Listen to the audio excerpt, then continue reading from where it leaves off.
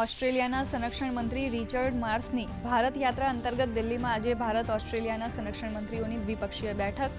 સંરક્ષણ ક્ષેત્રે સંબંધોને વધુ મજબૂત કરવા પર કરાશે વિચાર વિમર્શ.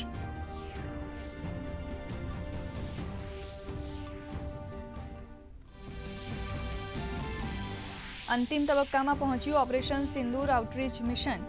સુપ્રિયા સુલેએ કહ્યું, આતંકવાદનો કોઈ ધર્મ હોતો નથી.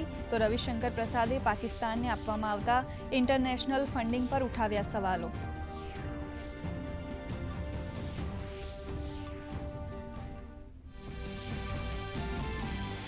પૂર્વોત્તર ભારતમાં પૂરના કારણે નુકસાન. સિક્કિમમાં અત્યાર સુધીમાં 1700થી વધુ પ્રવાસીઓને સુરક્ષિત બહાર નીકળવામાં આવ્યા.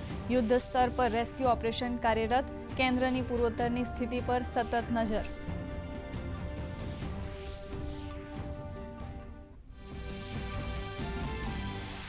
ગુજરાતના અનેક વિસ્તારોમાં આગામી 7 દિવસ સામાન્યથી મધ્યમ વરસાદની આગાહી.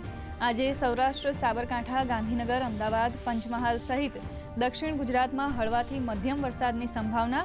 24 કલાકમાં 59 તાલુકામાં પડ્યો વરસાદ.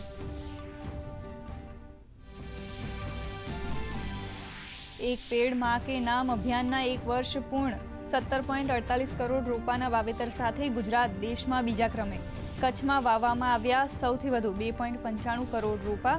એક પેડ માં કે નામ 2.0 અંતર્ગત મુખ્યમંત્રી માતૃવન વન કવચમાં કરશે વૃક્ષારોપણ. દક્ષિણ કોરિયાને મળ્યા નવા રાષ્ટ્રપતિ. રાષ્ટ્રપતિની ચૂંટણીમાં ડાબેરી પક્ષનો વિજય. લિબરલ પાર્ટીના લી જે મ્યુંગે દેશને દરેક સંકટમાંથી બહાર કાઢવા માટે લીધો સંકલ્પ.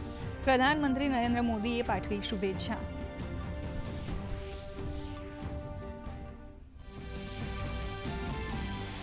વધારા સાથે ખુલ્યું ઘરેલું બજાર. 131 અંકના ઉછાળા સાથે સેન્સેક્સ 80,868 પર, તો 42 અંકના વધારા સાથે નિફ્ટી 24,550 પર ખુલ્યું. કન્ઝ્યુમર ડ્યુરેબલ શેર્સમાં વધારો. સન ફાર્મા, અપોલો હોસ્પિટલના શેર્સમાં ઘટાડો. સોના ચાંદીના ભાવમાં સામાન્ય વધારો.